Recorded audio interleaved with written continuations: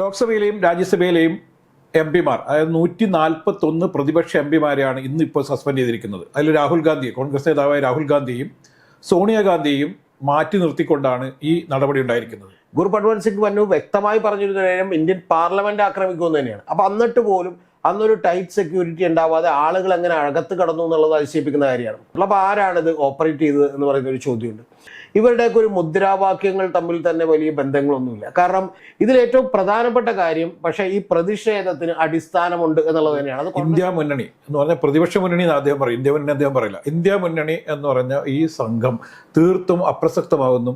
ഈ വരാനിരിക്കുന്ന പാർലമെന്റ് ഇലക്ഷനോടുകൂടി ഇത് ചിഹ്നഭിന്നമായി പോകും തന്നെയാണ്. ശരിയാണ്. അധികാരം ആരെയാണ് ദുഷിപ്പിക്കാത്ത അല്ലെങ്കിൽ ധാർഷ്ട്യം ഉണ്ടാക്കാത്തതെന്ന് ചോദിച്ചാൽ അത്തരത്തിലുള്ള ഒരു കാര്യത്തിൽ നിന്നാണ് രാജേഷ് ഇതൊന്നും ഒരു പ്രശ്നമല്ല എന്ന് പറയുന്ന കാര്യത്തിലേക്ക്. ഇന്റലിജൻസ് വിഭാഗത്തിന്റെ ഏറ്റവും വലിയ പരാജയമായിട്ട് വേണ്ടത് നമ്മളിത് കാണാൻ. ഇത്തരത്തിൽ 3, 4, 5 സ്റ്റേറ്റുകളിൽ ഉണ്ടായിരുന്ന ആളുകളെ ഏകോപിപ്പിക്കുകയും ഇത് നേരത്തെ തന്നെ പദ്ധതി തയ്യാറാക്കി അവരെന്നെ പിടിക്കപ്പെട്ടവർ പറഞ്ഞിട്ടുണ്ട്. അപ്പൊ മണിപ്പൂരിൽ വലിയ കലാപമുണ്ടായി. പ്രധാനമന്ത്രിയെ കൊണ്ട് ലോക്സഭയിൽ പ്രസ്താവന നടത്തിക്കാൻ പ്രതിപക്ഷത്തിന് കഴിഞ്ഞില്ല. പിന്നെ എപ്പോഴാണ് കഴിഞ്ഞത്? അദ്ദേഹത്തിന് വേണം തോന്നിയൊക്കെ അദ്ദേഹം സംസാരിക്കുകയും ഏതാണ്ട് 40 മിനിറ്റോളം സംസാരിക്കുകയും അതിൽ വെറും 4 സെക്കൻഡ് മാത്രം മണിപ്പൂരിനെ കുറിച്ച് പറയുകയും ചെയ്യുന്ന ഒരു കാര്യം നമ്മൾ കണ്ടു. പല സ്ഥലങ്ങളിലും പല രീതികൾ, പല സ്റ്റേറ്റിലും പല രീതികളിലൂടെയാണ് BJP മുന്നേറുന്നത്. അതുകൊണ്ട് BJPക്ക് ഇപ്പം ഈ പ്രതിഷേധമോ ഒന്നും വിഷയമല്ല. കാരണം BJPക്ക് അറിയാം ഇതെല്ലാം കഴിഞ്ഞ അവസാന ഘട്ടത്തിൽ ഒരു ദേശീയ കാർഡും ഒരു വർഗീയ കാർഡ് ഇറക്കി കഴിഞ്ഞാൽ നമുക്ക് ഇതിലും വലിയ ഭൂരിപക്ഷത്തിൽ വിജയിച്ചെടുക്കാൻ പറ്റും എന്നുള്ള BJP നേതൃത്വം നന്നായിട്ട് അറിയാം. നമ്മളിപ്പോൾ കേരളത്തിലൊക്കെ എടുത്തു നോക്കിയാൽ ആ സ്ഥിതി കാണാം. അതായത് ഇവിടെ ഒരു പ്രതിപക്ഷമില്ല എന്നും അല്ലെങ്കിൽ അതീവ ദുർബലമായിട്ടുള്ള ഒരു പ്രതിപക്ഷമാണുള്ളത് എന്നും മനസ്സിലാക്കിക്കൊണ്ട് ഇതൊക്കെ വളരെ സിമ്പിളായി എന്ത് ചെയ്യാം, നമ്മുടെ തോന്നലുകൾക്കനുസരിച്ച് നടത്താൻ മതി എന്നാണ്. രാജേഷ്, കോൺഗ്രസ് തകർന്നതിന് ശേഷം BJPക്കല്ലാതെ മറ്റൊരു പാർട്ടിക്കും ദേശീയ തലത്തിൽ ഒരു വികാരം അല്ലെങ്കിൽ ആളുകളുടെ ഒരു മനസ്സെങ്കിലും കീഴടക്കുക എന്ന് പറയുന്ന അപ്രാപ്യമാണ്. പാർലമെന്റിലെ പുകയാക്രമണവുമായി ബന്ധപ്പെട്ട് സത്യാവസ്ഥ പുറത്തു വരണമെന്നും കൃത്യമായി, അതായത് BJP MPയുടെ ടിക്കറ്റിൽ പാർലമെന്റിൽ കയറി അക്രമം നടത്തിയതിനെക്കുറിച്ച് വിശദമായ അന്വേഷണം നടത്തണമെന്നും ആവശ്യപ്പെട്ടുകൊണ്ട് പ്രതിപക്ഷ MPമാർ നടത്തുന്ന പ്രതിഷേധം രൂക്ഷമാവുകയും ഇത് വലിയ രീതിയിലുള്ള അച്ചടക്ക നടപടിയിലേക്ക് പോവുകയും ഒക്കെ ചെയ്തു. നമുക്കറിയാം, ആദ്യം ലോക്സഭയിലെയും രാജ്യസഭയിലെയും എംപിമാർ അതായത് 141 പ്രതിപക്ഷ എംപിമാരെയാണ് ഇന്നിപ്പോൾ സസ്പെൻഡ് ചെയ്തിരിക്കുന്നത്. അതിൽ രാഹുൽ ഗാന്ധിയെ, കോൺഗ്രസ് നേതാവായ രാഹുൽ ഗാന്ധിയെയും സോണിയാഗാന്ധിയെയും മാറ്റി നിർത്തിക്കൊണ്ടാണ് ഈ നടപടി ഉണ്ടായിരിക്കുന്നത്. രതീഷ്, യഥാർത്ഥത്തിൽ BJPയുടെ MPയുടെ ടിക്കറ്റിൻ്റെ അടിസ്ഥാനത്തിലാണ് ഇവർ ഉള്ളിൽ കയറിയിരിക്കുന്നത്. അവരുടെ പാസ് ഉപയോഗിച്ചാണ് ഉള്ളിൽ കയറിയിരിക്കുന്നത് ഈ അക്രമികൾ. ഈ MP ഉള്ളിലിരിക്കുകയും ഇതിൻ്റെ ദുരൂഹതകൾ നീക്കണമെന്നും ഇതിൻ്റെ പിന്നിൽ എന്താണ് അട്ടിമറി എന്നത് കൃത്യമായി അന്വേഷിച്ച് കുറ്റക്കാർക്കെതിരെ കർശന നിലപാടെടുക്കണം എന്നാവശ്യപ്പെട്ടുകൊണ്ട് അതിൻ്റെ ഉള്ളിൽ പ്രതിഷേധവും ബഹളവും വെച്ച MPമാർക്കെതിരെ നടപടി എടുത്തിരിക്കുകയാണ്. ഈ നടപടി ശരിക്കും വിചിത്രമാണ്.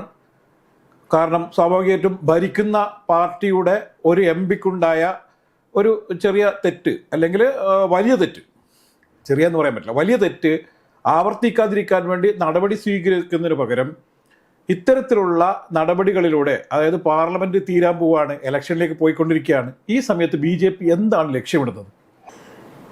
BJP ഈ പാർലമെന്റിന്റെ ഈ പ്രശ്നം മാത്രമല്ല, ഇപ്പം ഇതിന് കുറച്ചു നാളുകൾക്ക് മുമ്പ് നമുക്കറിയാം രാഹുൽ ഗാന്ധി അയോഗ്യനാക്കാൻ വേണ്ടി ശ്രമിച്ചിരുന്നു. അതിനുശേഷം ഇപ്പോൾ മഹുവ മൊയ്ത്രയെ അയോഗ്യനാക്കിയിരുന്നു. അപ്പം അതിനുശേഷം വീണ്ടും എന്ത് ചെയ്യുകയാണ്, നമുക്ക് ഈ പറയുന്ന പാർലമെന്റ് ആക്രമണവുമായി ബന്ധപ്പെട്ട് ഈ പറയുന്ന 141 പേരെ അയോഗ്യരാക്കാണ്. എനിക്ക് എൻ്റെ വിശ്വാസം ഇനി അത് വീണ്ടും കൂടുന്നതാണ്. അപ്പം ഇതിൽ പ്രതിപക്ഷത്താകെ ഏതാണ്ട് അത്രത്തോളം ഉള്ളൂ. അതുകൊണ്ട് അധികം കൂടാൻ സാധ്യതയില്ല. പക്ഷെങ്കിലും വേറെ ചില കക്ഷികൾ കൂടി ഇതിനകത്തേക്ക് വരും എന്നാണ് ഞാൻ വിചാരിക്കുന്നത്.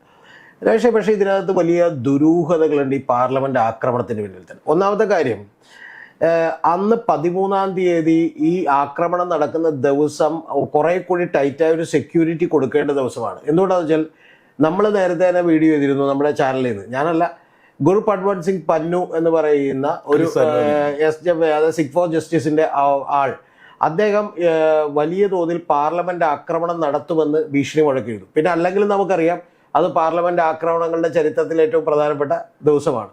അപ്പോൾ അത്തരത്തിലുള്ള ഒരു ആക്രമണം, അന്ന് പിന്നെ മറ്റേ ഭീകര സംഘടനകളൊക്കെയാണ് ആക്രമണം നടത്തിയെങ്കിൽ ഇന്ന് ആക്രമണം നടത്തുമെന്ന് നമുക്ക് അറിയാമായിരുന്നു.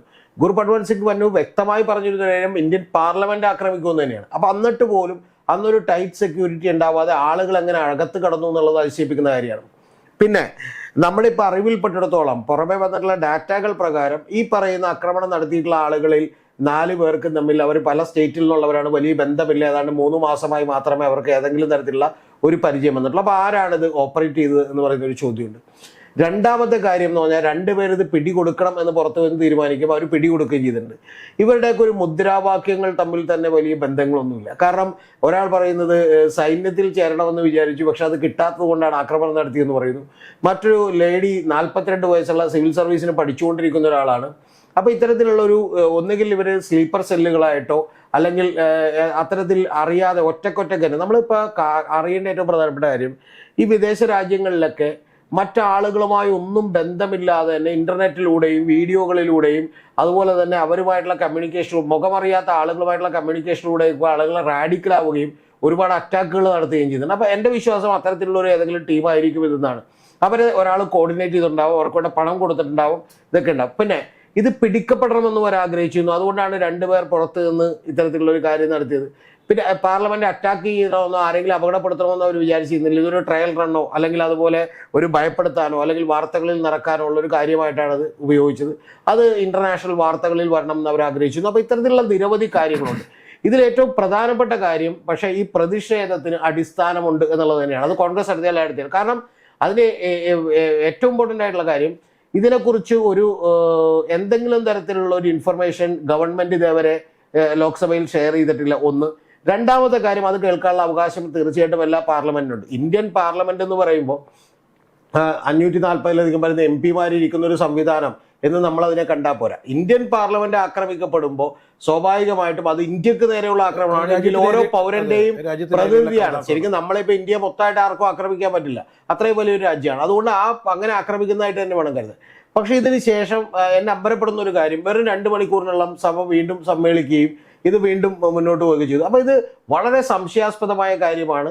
അതിൻ്റെ പുറത്ത് പാർലമെന്റിനകത്ത് കോൺഗ്രസും മറ്റ് പ്രതിപക്ഷ പാർട്ടികളൊക്കെ വലിയ സമരത്തിലാണെന്നുള്ളത് ശരിയാണ്. അതിൻ്റെ ഭാഗമായിട്ടാണ് 141 പേരെ സസ്പെൻഡ് ചെയ്തിട്ടുള്ളത്. പക്ഷെ BJPക്ക് ഇപ്പോഴും എവിടെയാണ് ധൈര്യം എന്ന് ചോദിച്ചു. രാജേഷ് ചോദ്യം അതായിരുന്നു, BJP എന്താണിത്? BJPക്ക് ഇപ്പോഴുള്ള ധൈര്യം രാജേഷെ, ഇങ്ങനെ ഇപ്പൊ സാധാരണ നമ്മളൊരു ഇപ്പൊ കേരള നിയമസഭയിൽ നിന്ന് 10 പേരെ പുറത്താക്കുന്നു അല്ലെങ്കിൽ 25 പേരെ പുറത്താക്കുന്നു എന്ന് പറഞ്ഞാൽ അവരുടെ ഒരു ബലം കൂടുകയും പുറത്തവർ വലിയ സമരം നയിക്കുകയും അവർ ഹീറോ ആവുകയൊക്കെ ചെയ്യുന്ന അവസ്ഥകളുണ്ട്. അതിപ്പോൾ രാഹുൽ ഗാന്ധിയുടെ കാര്യത്തിൽ സംഭവിച്ചിട്ടുണ്ട്, മഹുവ മൊയ്ത്രയുടെ കാര്യത്തിൽ സംഭവിച്ചിട്ടുണ്ട്. രാഷ്ട്രീയമായ നേട്ടം കൊയ്തിട്ടുണ്ട്. അവർ ചെയ്തത് ശരിയോ തെറ്റോ എന്നൊക്കെ മറ്റൊരു ഡിബേറ്റാണ്, ഞാൻ അതിലേക്ക് ഇപ്പോൾ പോകുന്നില്ല. പക്ഷെ ഇവിടെ ഇപ്പോഴും BJPക്കുള്ള പ്രതീക്ഷ അങ്ങനൊരു വലിയ മേൽക്കൈ ഇവർക്ക് പുറത്താക്കിയാലും നേടാൻ കഴിയില്ല എന്നുള്ളതാണ്. അതെന്തുകൊണ്ടാന്ന് വെച്ചാൽ ഈ MP അവിടെ വലിയ തോതിൽ പ്രവർത്തിക്കുകയും അല്ലെങ്കിൽ ഈ രാഷ്ട്രീയ പാർട്ടികളൊക്കെ തന്നെ ഇപ്പൊ TMC ആണെങ്കിലും അല്ലെങ്കിൽ കോൺഗ്രസ് ആണെങ്കിലും ഒക്കെ തന്നെ നിൽക്കുന്ന സംസ്ഥാനങ്ങളിൽ ഇതൊരു വലിയ ആശയപരമായ സമരമായി ഉയർത്തിക്കൊണ്ടുവരാനൊന്നും കഴിയില്ല എന്നുള്ള ധൈര്യത്തിലാണ്. പക്ഷേ ഇതിൽ BJP ശ്രദ്ധിക്കേണ്ട ഒരു സംഭവം, ഇപ്പം ഇന്നിപ്പം നരേന്ദ്രമോദിയുടെ ഒരു പ്രസ്ഥാനം വന്നിരിക്കുന്നത് ഇന്ത്യ മുന്നണി എന്ന് പറഞ്ഞാൽ പ്രതിപക്ഷ മുന്നണി എന്ന് അദ്ദേഹം പറയും, ഇന്ത്യ മുന്നണി അദ്ദേഹം പറയില്ല. ഇന്ത്യ മുന്നണി എന്ന് പറഞ്ഞ ഈ സംഘം തീർത്തും അപ്രസക്തമാകുന്നു. ഈ വരാനിരിക്കുന്ന പാർലമെന്റ് ഇലക്ഷനോടുകൂടി ഇത് ഛിന്നഭിന്നമായി പോകും തന്നെയാണ്. ശരിയാണ്. കാരണം ഏച്ചു കെട്ടിയ പാർട്ടികളാണ്, 22ഓളം പാർട്ടികളുടെ ഒരു ഐക്യമാണ് ഇപ്പോൾ പറയുന്നത്. ഇപ്പം തന്നെ TMCയും കോൺഗ്രസുമായും CPM സഹകരിക്കാമെന്ന് പറയുമ്പോൾ CPM അപ്പം തന്നെ പറഞ്ഞു ഞങ്ങൾ TMC ആയിട്ട് സഹകരിക്കില്ല എന്ന് പറഞ്ഞു. ഇങ്ങനെയൊക്കെയുള്ള വിഘടിച്ച് നിൽക്കുന്ന വിവിധ ശക്തികളുടെ ഒരു കൂട്ടായ്മയാണ് ഇന്ത്യ മുന്നണി എന്ന് പറയുന്നത്. പക്ഷേ ഇതിൽ മോദി കൃത്യമായി പറയുന്നുണ്ട് ഇതിൽ യാതൊരു തരത്തിലുള്ള വിജയം ഇവർക്ക് കൈവരിക്കാൻ പറ്റില്ല എന്ന്. പക്ഷേ ഇത്തരത്തിൽ 141 പ്രതിപക്ഷ കക്ഷികളെ പുറത്താക്കുന്നതോടുകൂടി സംഭവിക്കാൻ പോകുന്ന ഒരു ദുരന്തം അല്ലെങ്കിൽ BJPക്ക് ഉണ്ടാകാവുന്ന ഒരു അടി എന്ന് പറയുന്നത് ഇവർക്ക് പിന്നെയും ഒരു കോമൺ പ്ലാറ്റ്ഫോമിലേക്ക് നിൽക്കാനൊരു ചാൻസ് ഉണ്ടാക്കി കൊടുക്കുകയാണ്. ഒരു ഏകീകൃതമായ വികാരം ഉണ്ടാക്കി കൊടുക്കാൻ ശ്രമിക്കുകയാണ്. ഇവർ ആവശ്യപ്പെടുന്ന ഒരു സംഭവം എന്ന് പറഞ്ഞാൽ മോദി ഈ വിഷയത്തിൽ കൃത്യമായി ഒരു അഭിപ്രായം പറയണം എന്നാണ്. 2 ആഭ്യന്തര വകുപ്പ് മന്ത്രിയായിരുന്ന അമിത്ഷാ തൽസ്ഥാനം രാജിവെക്കണം എന്നാണ് 2 ആവശ്യങ്ങളാണ് ഉന്നയിച്ചിരിക്കുന്നത്. സ്വാഭാവികമായിട്ടും ആഭ്യന്തര വകുപ്പ് മന്ത്രിക്ക് ഇത് സഭയെ ധരിപ്പിക്കാനുള്ള ധാർമ്മികതയില്ല എന്നൊരു ചോദ്യം. 2 പോസിബിലിറ്റീസാണ് രാജേഷ് അതിനകത്തുള്ളത്. അതിൽ 2 പോസിബിലിറ്റീസ് ഇമ്പോർട്ടൻ്റ് ആണ് ഞാൻ വിചാരിക്കും. ഒന്ന്, ഇന്ത്യൻ അന്വേഷണ ഏജൻസികൾക്ക് ഇതിനെക്കുറിച്ച് യാതൊരു വിധത്തിലുള്ള ധാരണയോ കൃത്യമായിട്ടുള്ള അറിവോ കിട്ടാതിരിക്കുക എന്ന് പറയുന്ന ഒരു കാര്യമുണ്ട്. അതിന് there is always A possibility. എന്തുകൊണ്ടാണെന്ന് വെച്ചിട്ടുണ്ടെങ്കിൽ ഇന്ന് നമ്മുടെ കമ്മ്യൂണിക്കേഷനും ബാക്കിയുള്ള കാര്യങ്ങളൊക്കെ അത്രമാത്രം ശക്തമായതുകൊണ്ട് പലപ്പോഴും വിദേശത്ത് നിന്നോ അല്ലെങ്കിൽ അങ്ങനെ കമ്മ്യൂണിക്കേറ്റ് ചെയ്യുകയോ ഒക്കെ ചെയ്യുന്ന സാറ്റലൈറ്റ് ഫോണുകൾ വഴിയൊക്കെ കമ്മ്യൂണിക്കേറ്റ് ചെയ്യുന്ന പലതരത്തിലുള്ള മാർഗ്ഗങ്ങൾ ഉപയോഗിച്ച് ആളുകളോട് ഇവരൊക്കെ തമ്മിൽ കൂട്ടിയോജിപ്പിക്കുകയും വേണമെങ്കിൽ ഒരാൾ അദൃശ്യമായി പുറത്തിരിക്കുകയും ചെയ്താൽ ആ 4 പേരുടെ കുടുംബത്തിൻ്റെ ഡീറ്റെയിൽസ് മാത്രം കൊണ്ടുവന്ന് പാർലമെന്റിൽ മന്ത്രിക്ക് വെക്കാൻ കഴിയില്ല എന്ന് പറയുന്നത് വലിയ പരിമിതിയുണ്ട്. പക്ഷെ എങ്കിൽ പോലും അത് വലിയ ചലഞ്ചാണ്, അല്ലെങ്കിൽ നമ്മുടെ കഴിവുകേടാണ് നമ്മൾ സമ്മതിക്കേണ്ടി വരും. രണ്ടാമത്തെ ഏറ്റവും വലിയ പ്രശ്നം അത് രാഷ്ട്രീയമായ പ്രശ്നമാണ്. ഇത് ഞാൻ നേരത്തെ പറഞ്ഞത് വളരെ ടെക്നിക്കലായ ഒഫീഷ്യലായ പ്രശ്നമാണെങ്കിൽ ഏറ്റവും വലിയ രാഷ്ട്രീയമായിട്ടുള്ള പ്രശ്നം എന്താ? രാഷ്ട്രീയമായി BJPക്ക് കരുത്ത് നൽകുന്ന ഒരു കാര്യം, പ്രതിപക്ഷ സംഘടനകളോ പ്രതിപക്ഷത്തെ രാഷ്ട്രീയ പാർട്ടികളോ എല്ലാം കൂടി സമരം ചെയ്തിട്ടും ഗവൺമെന്റിനെ കൊണ്ട് ഒരു തീരുമാനവും മാറ്റിക്കാൻ കഴിഞ്ഞിട്ടില്ലെന്ന് മാത്രമല്ല, ഗവൺമെന്റ് അല്ലെങ്കിൽ BJP അതിന്റെ മറക്കട പുഷ്ടി കൊണ്ടെടുക്കുന്ന തീരുമാനങ്ങൾക്ക് വിധേയരാകേണ്ടി വന്നു. ഇപ്പൊ മഹബൂബ മൊയ്ത്രയുടെ കേസിലാണെങ്കിലും നാളെ രാഹുൽ ഗാന്ധിയുടെ കേസിലാണെങ്കിലും ഇപ്പൊ മഹബൂബ മൊയ്ത്രയുടെ പുറത്താക്കുന്ന എത്തിക്സ് കമ്മിറ്റിയിൽ തന്നെ ചില ആളുകൾ അനുകൂലിക്കുകയും ക്യാപ്റ്റൻ അമരീന്ദർ സിംഗിന്റെ വൈഫൊക്കെ അനുകൂലിക്കുകയും ചെയ്തു. അപ്പൊ ഇത്തരത്തിലുള്ള കൺഫ്യൂഷൻസ് ആ മുന്നണിക്കകത്തുണ്ട്. ഒന്ന്. രണ്ടാമത് ഇന്ത്യൻ രാഷ്ട്രീയം ഒരു വഴിത്തിരിവിലാണെന്ന് ഞാൻ വിചാരിക്കുന്നു. അതെന്തുകൊണ്ടാണെന്ന് വെച്ചാൽ ഇപ്പോൾ ഏതൊക്കെ സമരങ്ങളിലാണ് മോദി ഗവൺമെന്റ് പിന്നോക്കം പോയെന്ന് നോക്കിയാൽ കർഷക സമരം മാത്രമാണ്. ഈ കർഷക സമരം ആരാണ്? കർഷക സമരത്തിലേക്ക് ഒരു രാഷ്ട്രീയ പാർട്ടിയെയും മുന്നിൽ നിർത്താൻ അവർ തയ്യാറായില്ല. അവര് എല്ലാ രാഷ്ട്രീയ പാർട്ടികളെയും സഹായം അഭ്യർത്ഥിച്ചിരുന്നെങ്കിൽ പോലും ഒരു രാഷ്ട്രീയ പാർട്ടി മുന്നിൽ നിർത്താൻ തയ്യാറായില്ല. തയ്യാറാകാഞ്ഞിട്ട് പോലും പലതരത്തിലുള്ള പ്രചാരണങ്ങൾ അവർക്ക് നടത്തി. എന്താണ് നടത്തിയത്? അവർ ഖലിസ്ഥാൻ ഫണ്ട് സ്വീകരിക്കുന്നുണ്ട്, പല കാര്യങ്ങളും സ്വീകരിക്കുന്നുണ്ട്, ചൈന ഫണ്ട് സ്വീകരിക്കുന്നുണ്ട്, അതുപോലെ തന്നെ അവർ മറ്റേ ദേശവിരുദ്ധ ശക്തികളുമായി കൈകോർക്കുന്നുണ്ട്. ഇങ്ങനെ പല ആരോപണങ്ങളും വന്നു. പക്ഷെ എന്നിട്ട് പോലും ആ സമരത്തിലാണ് ശരിക്കും പരിപൂർണമായി, അതായത് മിനിമം സപ്പോർട്ട് പ്രൈസ് മാത്രമല്ല പരിപൂർണമായ ആ നിയമം പിൻവലിക്കേണ്ട ഒരു അവസ്ഥയിലേക്ക് ഗവൺമെന്റ് എത്തിയത്. ഇതിനു മുമ്പ് നമുക്ക് ഇത് BJP വരും മാത്രമല്ല, ഇതിനു മുമ്പ് നമുക്കറിയാം ഇപ്പൊ ലോക്പാൽ നിയമവുമായി ബന്ധപ്പെട്ട് അണ്ണാ ഹസാരെ നടത്തിയ സമരം വലിയ വിജയമായിരുന്നു. കാരണം ഗവൺമെന്റ് അത് സമ്മതിക്കേണ്ടി വരും. BJPക്ക് പിന്നീട് അധികാരത്തിൽ വരാനുള്ള അതെ, അതുകൊണ്ടാണ് ഞാൻ പറഞ്ഞത്. അപ്പൊ ഇപ്പൊ എന്താണ് ഇന്ത്യയിൽ സംഭവിക്കുന്നത് നമ്മൾ സൂക്ഷ്മമായി വിലയിരുത്തുമ്പോൾ മനസ്സിലാകുന്ന ഒരു കാര്യം, ഒരു നാഷണൽ പൊളിറ്റിക്സിന്റെയോ അല്ലെങ്കിൽ നാഷണൽ പൊളിറ്റിക്സുമായി ബന്ധപ്പെട്ട ഒരു ഇഷ്യൂവിലോ പോലും ഒരു രാഷ്ട്രീയ പാർട്ടികളോ പ്രാദേശിക പാർട്ടികളോ കോൺഗ്രസ് അടക്കമുള്ള പാർട്ടികളെയോ ജനങ്ങൾക്ക് വിശ്വാസമില്ല. കാരണം അവരെ മുന്നിൽ നിർത്തിയാൽ സമരം പൊളിയുമെന്നാണ് വിചാരിക്കുന്നത്. സാധാരണ നേരത്തെ എങ്ങനെയായിരുന്നു? രാജേഷ് ഒന്ന് ആലോചിക്കണം. ഒരു 20 വർഷം മുമ്പിൽ പുറകിലേക്ക് എടുത്തു വെച്ചാൽ, 25 കൊല്ലം പുറകിലേക്ക് എടുത്തു വെച്ചാൽ ഏതെങ്കിലും രാഷ്ട്രീയ പാർട്ടി ഒന്ന് ഈ സമരം ഏറ്റെടുക്കണമെന്നാണ് എല്ലാ സമരക്കാരും വിചാരിച്ചത്. പക്ഷെ ഇപ്പോ നമ്മുടെ ഇവിടെ ഇപ്പൊ നമ്മുടെ പെമ്പിള ഒരുമൈ സമരം പോലെയുള്ള സമരങ്ങൾ പോലും അങ്ങനെ വേണ്ട, പകരം ആവശ്യമുള്ള അതിന്റെ ഈ പറയുന്ന അതിൽ സ്റ്റേക്ക് ഹോൾഡേഴ്സ് ആയിട്ടുള്ള ആളുകൾ സമരം ചെയ്താൽ മതി എന്ന് പറയുന്ന അവസ്ഥയിലേക്ക് എത്തി. ഇത് ഈ സമരത്തിൽ മാത്രമല്ല ഞാൻ പറഞ്ഞത്. ഇപ്പൊ CATUവിന്റെ അല്ലെങ്കിൽ തൊഴിലാളി യൂണിയന്റെ ഒരു സമരം CPM സംഘടിപ്പിച്ചപ്പോൾ CPMന്റെ കൊടി മുമ്പിൽ പിടിക്കുകയല്ല ചെയ്തത്. കാരണം CATUവിന്റെ കൊടി മാത്രം പിടിച്ചുകൊണ്ട് ആയിരക്കണക്കിന് ആളുകളെ സംഘടിപ്പിക്കാനും അവർ ബോംബെയിലേക്കും ഒക്കെ ജാഥ നടത്താനും ഒക്കെ കഴിഞ്ഞു. ഞാൻ പറഞ്ഞത് ഇത്തരത്തിലുള്ള ഒരു മൂവ്മെന്റുകൾ ഇന്ത്യ രാജ്യത്ത് പൊങ്ങി വരുന്നുണ്ട്. അപ്പൊ അതുകൊണ്ട് എന്താ സംഭവിക്കുന്നത്?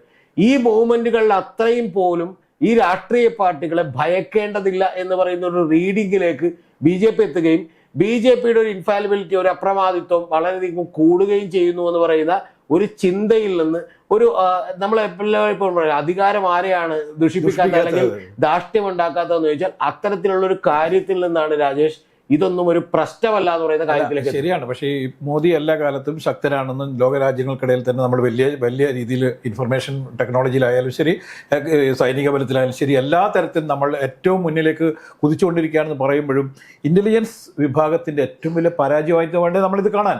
ഇത്തരത്തിൽ 3, 4, 5 സ്റ്റേറ്റുകളിൽ ഉണ്ടായിരുന്ന ആളുകളെ ഏകോപിപ്പിക്കുകയും ഇത് നേരത്തെ തന്നെ പദ്ധതി തയ്യാറാക്കി അവരെന്നെ പിടിക്കപ്പെട്ടവർ പറഞ്ഞിട്ടുണ്ട്. അപ്പൊ ഇതൊന്നും ഒരിക്കൽ പോലും ഇന്റലിജൻസ് ഡിപ്പാർട്ട്മെന്റിന് ഒരിക്കലും കിട്ടുകയോ ഏതെങ്കിലും അന്വേഷണ ഏജൻസിക്ക് ഇത്തരത്തിലുള്ള നീക്കങ്ങൾ ചോർന്ന് കിട്ടുകയോ ചെയ്യാതെ വന്നു എന്നുള്ളത് നമ്മുടെ രാജ്യത്ത് അത്രയൊന്നും സുരക്ഷിതമായ സംവിധാനങ്ങളല്ല എന്നുള്ളത് തെളിയിക്കുന്നില്ല ഈ സംഭവം. എന്റെ വിചാരം നേരെ തിരിച്ചാണ് രാജേഷ്. ഇത് അങ്ങനെ പിടിക്കണം എന്ന് ഗവൺമെന്റ് ആഗ്രഹിക്കുന്നില്ലേ എന്ന് പോലും എനിക്ക് സംശയമുണ്ട്. ഇതിപ്പോ നമ്മുടെ വേണ്ടത് ഈ കഴിഞ്ഞ പ്രാവശ്യം ഇലക്ഷന് മുന്നേ നമുക്കറിയാം 4.5 വർഷം ബാക്ക് നോക്കും പുൽവാമ ആക്രമണമൊക്കെ ഉണ്ടായ സംഭവം. അതിനുശേഷം അതിനെക്കുറിച്ച് യാതൊരു തരത്തിലും അതാ പറഞ്ഞത്. എന്തിനുണ്ടായ ആക്രമണമാണ്, ആര് നടത്തിയ ആക്രമണമാണ്, അതിനെക്കുറിച്ച് പിന്നീട് ഒന്നും ഉണ്ടായി. പക്ഷെ ആ സമയത്ത് വലിയ സംഭവമായി അല്ല. അതെ. പക്ഷെ അത് ഇതുകൊണ്ട് എന്താണ് നേട്ടം എന്ന് ചോദിച്ചാൽ അതുമില്ല. നമുക്കൊരു ബെനിഫിറ്റ് ചൂണ്ടിക്കാണിക്കാനില്ല. അതുകൊണ്ട് ഇത് കൊണ്ട് ശരിക്കും BJPക്ക് നാണക്കേടല്ലാതെ വേറൊന്നും ഉണ്ടാവില്ല. പക്ഷെ അതിനൊക്കെ അവർ പാച്ചായിരിക്കും. പക്ഷെ ഞാൻ പറഞ്ഞത് ഇതിന്റെ പിന്നിൽ എന്താ, അതാണ് ഞാൻ പറഞ്ഞത്, വലിയ ദുരൂഹത ഇതിന്റെ പുറകിലുണ്ട്. നമുക്കിപ്പോൾ അറിയില്ല എന്നാണ്. പിന്നെ ഒരാഴ്ച ഇപ്പൊ ഈ പ്രശ്നത്തിൽ മാത്രമല്ല, ഞാൻ നേരത്തെ പറഞ്ഞു വന്നതിന്റെ ഒരു കണ്ടീഷൻ പറഞ്ഞാൽ, മണിപ്പൂരിൽ വലിയ കലാപമുണ്ടായി. മണിപ്പൂരിൽ ഇത്രയും വലിയ കലാപം ഉണ്ടായിട്ടും ഏതാണ്ട് 2 മാസത്തിലേറെ നീണ്ടു നിന്നിട്ടും ഇപ്പോഴും ശമിക്കാത്ത കരലുകൾ ഉണ്ടായിട്ടും പ്രധാനമന്ത്രിയെ കൊണ്ട് ലോക്സഭയിൽ പ്രസ്താവന നടത്തിക്കാൻ പ്രതിപക്ഷത്തിന് കഴിഞ്ഞില്ല. പിന്നെ എപ്പോഴാണ് കഴിഞ്ഞത്? അദ്ദേഹത്തിന് വേണം തോന്നിയൊക്കെ അദ്ദേഹം സംസാരിക്കുകയും ഏതാണ്ട് 40 മിനിറ്റോളം സംസാരിക്കുകയും അതിൽ വെറും 4 സെക്കൻഡ് മാത്രം മണിപ്പൂരിനെ കുറിച്ച് പറയുകയും ചെയ്യുന്ന ഒരു കാര്യം നമ്മൾ കണ്ടു. കാരണം എന്താ വെച്ചാൽ നേരത്തെ പറഞ്ഞതുപോലെ ഇവിടെ ഒരു നമ്മളിപ്പോൾ കേരളത്തിലൊക്കെ എടുത്തു നോക്കിയാൽ ആ സ്ഥിതി കാണാം. അതായത് ഇവിടെ ഒരു പ്രതിപക്ഷമില്ല എന്നും അല്ലെങ്കിൽ അതീവ ദുർബലമായിട്ടുള്ള ഒരു പ്രതിപക്ഷമാണുള്ളത് എന്ന് മനസ്സിലാക്കിക്കൊണ്ട് ഇതൊക്കെ വളരെ സിമ്പിളായി എന്ത് ചെയ്യാം, നമ്മുടെ തോന്നലുകൾക്കനുസരിച്ച് നടത്താൻ മതി എന്നാണ്. കാരണം എന്താണ്, മണിപ്പൂർ പോലും ഒരു രാജ്യവ്യാപകമായിട്ടുള്ള ഒരു പ്രക്ഷോഭത്തിലേക്ക് എത്തിക്കാനോ അല്ലെങ്കിൽ അത്തരത്തിലുള്ള കാര്യത്തിലേക്ക് എത്തിക്കാനോ കഴിഞ്ഞിട്ടില്ല. ഇത് നമ്മൾ അറിയേണ്ടത് ഇപ്പൊ ഇന്ദിരാഗാന്ധിയുടെ കാലത്ത് പോലും ജയപ്രകാശ് നാരായണനോ അല്ലെങ്കിൽ അതുപോലെയുള്ള ആളുകൾക്കൊക്കെ ഒരു ദേശീയ തലത്തിലുള്ള ഒരു വികാരം ഉണ്ടാക്കാൻ കഴിയും. നമ്മളിന്ന് കാണേണ്ട ഏറ്റവും പ്രധാനപ്പെട്ട കാര്യം രാജേഷ്, കോൺഗ്രസ് തകർന്നതിന് ശേഷം BJPക്കല്ലാതെ മറ്റൊരു പാർട്ടിക്കും ദേശീയ തലത്തിൽ ഒരു വികാരം അല്ലെങ്കിൽ ആളുകളുടെ ഒരു മനസ്സെങ്കിലും കീഴടക്കുക എന്ന് പറയുന്ന അപ്രാപ്യമാണ് എന്ന് മനസ്സിലാക്കുന്നിടത്ത് നിന്നാണ് നേരത്തെ പറഞ്ഞ പോലെ ഈ 143 പേര് പോയിട്ടും വേണമെങ്കിൽ പാർലമെന്റ് നടപടികളുമായി മുന്നോട്ട് പോകാം എന്ന് പറയുന്നത് ധൈര്യം കിട്ടുന്നത്. അല്ല, ഇത് യഥാർത്ഥത്തിൽ നമുക്കറിയാം. ഇപ്പം ഈ അടിയന്തരാവസ്ഥ പ്രഖ്യാപിക്കുകയും അതിനുശേഷം ഉണ്ടായിരുന്ന ഇന്ദിരാഗാന്ധിയുടെ ഏകാധിപത്യ ഭരണമൊക്കെ നമ്മൾ കുറെ കണ്ടാണ്. ഇന്ത്യ കണ്ട ഏറ്റവും വലിയ ഏകാധിപതി എന്ന് പറയുന്നത് ഇന്ദിരാഗാന്ധി തന്നെയാണ്. പക്ഷെ ഇന്ദിരാഗാന്ധി അന്ന് ഉണ്ടാക്കിയ ചില രീതികളാണ് ഇന്ന് യഥാർത്ഥത്തിൽ BJP പിന്തുടരുന്നത്. മോദി യഥാർത്ഥത്തിൽ മോദിയുടെ നേതാവ് എന്ന് എനിക്ക് പലപ്പോഴും തോന്നിയിട്ടുള്ള ഇന്ദിരാഗാന്ധിയാണ്. കോൺഗ്രസ് അല്ല, കോൺഗ്രസിന്റെ നേതാക്കന്മാരല്ല, നെഹ്റു അല്ല, ഇന്ദിരാഗാന്ധിയെയാണ് ഇവരിപ്പോൾ ശരിക്കും പറഞ്ഞാൽ മാർഗദീപമായി കാണുന്നത് എന്നുള്ളതുകൊണ്ടാണ് എന്ത് തീരുമാനം എടുക്കുകയും അത് എന്ത് പ്രതിഷേധം ഉണ്ടായാലും അതുമായി മുന്നോട്ട് പോവുകയും പിന്നെയും സക്സസ് ഉണ്ടാക്കുകയും ചെയ്യുന്നത്. പിന്നെ സക്സസ് ഉണ്ടാക്കിയെടുക്കാനുള്ള തന്ത്രങ്ങളൊക്കെ ആർക്കറിയാം, BJPക്ക് തന്നറിയാം. കാരണം എവിടെയാണ് വർഗീയ കാർഡ് എടുക്കേണ്ടത് അത് ഇറക്കും, ദേശീയ കാർഡ് അവിടെ അത് ഇറക്കും. പല സ്ഥലങ്ങളിലും പല രീതികൾ, പല സ്റ്റേറ്റിലും പല രീതികളിലൂടെയാണ് BJP മുന്നേറുന്നത്. അതുകൊണ്ട് BJPക്ക് ഇപ്പം ഈ പ്രതിഷേധമോ ഒന്നും വിഷയമല്ല. കാരണം BJPക്ക് അറിയാം ഇതെല്ലാം കഴിഞ്ഞ അവസാന ഘട്ടത്തിൽ ഒരു ദേശീയ കാർഡും ഒരു വർഗീയ കാർഡും ഇറക്കി കഴിഞ്ഞാൽ നമുക്ക് ഇതിലും വലിയ ഭൂരിപക്ഷത്തിൽ വിജയിച്ചെടുക്കാൻ പറ്റും എന്നുള്ള BJP നേതൃത്വം നന്നായിട്ട് അറിയാം. പക്ഷേ ഇതിൽ ഞാൻ പറഞ്ഞു വരുന്നത്, പക്ഷേ ഈ യഥാർത്ഥത്തിൽ പാർലമെന്റ്, രതീഷ് പറഞ്ഞു പാർലമെന്റിനെതിരെയുള്ള അക്രമം എന്ന് പറഞ്ഞാൽ ഒരു രാജ്യത്തിന് നേരെയുള്ള അക്രമമാണെന്നുള്ള യാതൊരു സംശയമില്ല. പക്ഷെ ജനങ്ങൾക്കുണ്ടാവുന്ന സംശയത്തിന് വ്യക്തത വരുത്തുക എന്നുള്ളത് ഭരണാധികാരിയുടെ കടമയാണ്. യാതൊരു സംശയമില്ലാത്ത കാര്യമല്ലേ അത്. നമ്മളിപ്പോൾ സംസാരിച്ചതിൽ ഒരുപാട് നീണ്ടുപോകുമെങ്കിലും പക്ഷേ നമ്മുടെ ഒരു അർബൻ മിഡിൽ ക്ലാസ് അല്ലെങ്കിൽ ഒരു മിഡിൽ ക്ലാസ് സെഗ്മെന്റിലേക്ക് ടെലിവിഷനുകളിലൂടെ സിനിമകളിലൂടെ നമ്മൾ കടത്തിവിട്ടുള്ള സ്വാധീനം കൊണ്ടിട്ട് രാഷ്ട്രീയത്തിലേക്കുള്ള താല്പര്യം കുറയുകയും ഇവിടെ എന്ത് സംഭവിച്ചോട്ടെ നമ്മുടെ ജീവിതം ഇങ്ങനെ ആയിരിക്കുമെന്ന് ചിന്തിക്കുന്ന ഒരു തലമുറയെ സൃഷ്ടിച്ചെടുത്തിട്ടുണ്ട്. അത് ഇന്ത്യയിലും ചൈനയിലും എല്ലാ രാജ്യങ്ങളിലും ഉണ്ട്. ഇപ്പൊ ചൈനയിലൊന്നും അതുകൊണ്ടാണ് ഒരു പരിധിക്കപ്പുറമുള്ള പ്രതിഷേധം പോലും ഉണ്ടാകാത്തത്. കാരണം അവരറിയുന്നില്ല അവരുടെ സമ്പൂർണ്ണ ഏകാധിപത്യം. എങ്കിൽ പോലും രാജേഷ് അറിയേണ്ടത് ഇപ്പൊ ഇത്രയും കാലം കൊണ്ട് അവിടെ ഒരു പ്രതിഷേധം അവസാനിച്ചു. അല്ല, ഇപ്പൊ പോലും ചില പ്രതിഷേധങ്ങളുണ്ട്. ഇപ്പൊ ഫോക്സ്കോൺ കമ്പനി കോവിഡിന്റെ സമയത്തൊക്കെ പ്രതിഷേധങ്ങളുണ്ട്. പക്ഷെ അതെല്ലാം കെട്ടടക്കി പോകുന്നതിന് കാര്യം ഇതാണ് ജീവിതം, ഇങ്ങനെ അങ്ങ് ജീവിച്ചു പോയാൽ മതി നമ്മൾ പഠിപ്പിക്കുകയാണ്. അതായത് മറ്റൊരുത്തന്റെ ദൈന്യതകളിലോ സങ്കടങ്ങളിലോ ഒന്നും നമുക്ക് വികാര വിക്ഷോഭം കൊള്ളേണ്ട ആവശ്യമില്ല എന്ന് നമ്മൾ അറിഞ്ഞോ അറിയാതെയോ പഠിപ്പിക്കുന്ന ഒരുപാട് ടെക്നിക്സ് മുതലാളിത്തത്തിനും അതുവഴി കടന്നുവിടുന്ന പരസ്യങ്ങൾക്കൊല്ലാണ്ട് അതവിടെ നിൽക്കട്ടെ. ഞാൻ പറഞ്ഞത് അത് മാത്രമല്ല പ്രശ്നം. പിന്നെ രാജേഷ് പറഞ്ഞതിൽ എനിക്കൊരു എതിരഭിപ്രായം ഉള്ളത്, BJP രാജേഷെ ഒരു വർഗീയ കാർഡ് ഇറക്കുന്നു എന്ന് പറയുന്നത് സത്യത്തിൽ എൻ്റെ തോട്ടത്തിൽ 2014 അല്ലെങ്കിൽ 2012 ഗുജറാത്ത് ഇലക്ഷൻ അല്ലെങ്കിൽ അതിനു മുമ്പൊക്കെ ഇറക്കിയിട്ടുള്ള വർഗീയ കാർഡൊന്നും BJP ഇറക്കുന്നില്ല. കാരണം BJP ഇറക്കാതെ BJPക്ക് ഇപ്പോൾ സ്ട്രോങ് ആയി പറയാൻ കഴിയാവുന്ന ഒരുപാട് കാരണങ്ങളുണ്ടെന്ന് ഞാൻ വിചാരിക്കുന്നു. അത് മറ്റേ പ്രതിപക്ഷത്തിൻ്റെ അല്ല. എന്താ കാര്യം? രണ്ട് കാര്യങ്ങളാണ്. തീർച്ചയായിട്ടും ഒരു ഹിന്ദുത്വം എന്ന് പറയുന്ന ഐഡിയോളജി അത് വർഗീയതാണ് നമുക്ക് പറയാം. പക്ഷെ അതിനേക്കാൾ ഉപരി ഒരു അർബൻ മിഡിൽ ക്ലാസ്സിനെ അവർ സ്വാധീനിക്കാൻ കഴിഞ്ഞിട്ടുള്ള കാര്യം രാജേഷ് ഡെവലപ്മെന്റ് ആണ്. ആ ഡെവലപ്മെന്റ് ആദ്യം നമ്മൾ വർഗീയ കാർഡ് പറയുന്നു അല്ലെങ്കിൽ ഇത്തരത്തിലുള്ള കാര്യങ്ങൾ പറയുന്നു, ഹിന്ദുത്വ ഐഡിയോളജി പറയുന്നു, അധികാരത്തിലേക്ക് എത്തുന്നു. രണ്ട് ടൈമിലേക്ക് നമുക്ക് അങ്ങനെ അധികാരത്തിലെത്താം. മൂന്നാമത്തെ ടൈമിൽ നമ്മൾ അധികാരത്തിലെത്തുമ്പോൾ ഒരേ കാര്യം തന്നെ പറഞ്ഞുകൊണ്ടിരിക്കുകയോ ഒരു അയോധ്യയോ അല്ലെങ്കിൽ ബാബറി മസ്ജിദോ കൊണ്ട് മാത്രം അധികാരത്തിലെത്താൻ അതൊക്കെ അവസാനിച്ചു. അപ്പൊ ഇനി ഒരു ഗ്യാൻബാബി മസ്ജിദ് ഉണർന്നെണീക്കുന്നത് വരെയും വെയിറ്റ് ചെയ്തിരിക്കാൻ പറ്റില്ല. അപ്പൊ പിന്നെന്താണ്, ദേശീയതയും ഒരു പരിധി വരെ എന്ത് ചെയ്യാം പറയാം. പക്ഷെ പ്രശ്നം ഞാൻ വിചാരിക്കുന്നത് BJPയുടെ ഏറ്റവും വലിയ ട്രംപ് കാർഡ് എന്ന് പറയുന്നത് ഒന്ന് ദേശീയത എന്ന് പറയുന്ന ഒരു കാര്യം, രണ്ടാമത്തത് തീർച്ചയായിട്ടും ഡെവലപ്മെന്റ്സ് ആണ്. ഈ ഡെവലപ്മെന്റ്സിന്റെ കാര്യത്തിലുള്ള പ്രശ്നം എന്താണെന്നറിയാമോ? ഈ ഡെവലപ്മെന്റ്സിന്റെ കാര്യത്തിൽ വളരെ കൃത്യമായ ഫാക്ട്സ് ആൻഡ് ഫിഗേഴ്സ് BJPക്കൊപ്പമാണ്. ഇപ്പൊ തന്നെ രാജേഷ് പറയുന്നത് കേരളത്തിനോട് അവഗണന കാണിക്കുന്നു എന്ന് പറഞ്ഞിട്ട് നിർമ്മലാ സീതാരാമൻ ഇവിടെ ഒന്ന് പറഞ്ഞതിന്റെ തൊട്ടടുത്ത ദിവസം അത് 5000-6000 കോടിയായി തീർന്നു. അല്ലെങ്കിൽ ഇനി വേറൊന്നും പറയാത്തെന്നുള്ളത് അറിയാം. പക്ഷെ പറഞ്ഞാൽ തൊട്ടടുത്ത ദിവസം അവർ വീണ്ടും വന്ന് മറുപടി പറയും. അപ്പൊ അങ്ങനെ ഫാക്ട്സ് ആൻഡ് ഫിഗേഴ്സിൽ കൃത്യമായി പറഞ്ഞാൽ സംഭവിക്കാൻ പോകുന്നത് എന്താ, ഇവിടെ നിന്ന് റിപ്പോർട്ട് കൊടുത്തിട്ടില്ല, ഇവിടെ നിന്ന് ഒരുപാട് കാര്യങ്ങൾ ചെയ്തിട്ടില്ല എന്ന് പറയുന്ന കാര്യങ്ങളിലേക്ക് എത്തും. അപ്പൊ അതുകൊണ്ട് ഇത് BJPയെ സംബന്ധിച്ചിടത്തോളം നേരത്തെ പറഞ്ഞ പോലെ ഇത്തരത്തിലുള്ള ഒരുപാട് അഡ്വാൻറ്റേജുകൾ നിലനിൽക്കുന്നത് കൊണ്ട് ഇതൊന്നും വിഷയമല്ലാതെ എത്തിച്ചേർന്നു. ഇപ്പൊ അത് തീർച്ചയായിട്ടും പാർലമെന്ററി ജനാധിപത്യത്തിന് കുഴപ്പമാണ്. ഇപ്പം നെഹ്റു ഒക്കെ കാണിച്ച പോലെ ഭൂരിപക്ഷം ഇല്ലെങ്കിൽ പോലും AKGയെ പ്രതിപക്ഷ നേതാവായി അംഗീകരിക്കണ്ടെങ്കിൽ പോലും അംഗീകരിക്കുന്ന തരത്തിലുള്ള വിശാല മനസ്കതയൊന്നും ഇക്കാലത്ത് മോദിയിൽ നിന്ന് നമ്മൾ പ്രതീക്ഷിക്കരുത്. പക്ഷെ പ്രശ്നം രാജേഷ് പറഞ്ഞ കൃത്യമാണ്. അതുകൊണ്ട് തന്നെയാണ് ഇവർ ഇത്തരത്തിൽ ഈ രാഷ്ട്രീയത്തെ കാണുന്നത്. അതുകൊണ്ടാണ് ഇനി 141 MP പോയാലും കുഴപ്പമില്ല എന്ന് വിചാരിക്കുന്നത്. കാരണം ഇത് ഇനി ഒരു കാര്യം കൂടി രാജേഷോട് ചോദിക്കട്ടെ. ഇപ്പൊ ഇവിടെ നിന്ന് TN പ്രതാപനും കേരളത്തിലുള്ള നിരവധി MP സസ്പെൻഷൻ കിട്ടിയിട്ടുണ്ട്. എല്ലാവരും പുറത്തു വരുന്നുണ്ട്. ആർക്കാണ് രാജേഷ് ഇതിൽ സങ്കടമുള്ളത്? ആർക്കും ഇല്ല. മനസ്സിലായ 22-ാം തീയതി പുറത്തിരിക്കാം. ഇവര് ഈ ലോക്സഭയിൽ പോകണമെന്ന് ഇവിടെയുള്ള ജനത്തിനൊന്നും വലിയ താല്പര്യം ഇല്ല. അതാണ് ഞാൻ പറഞ്ഞത്.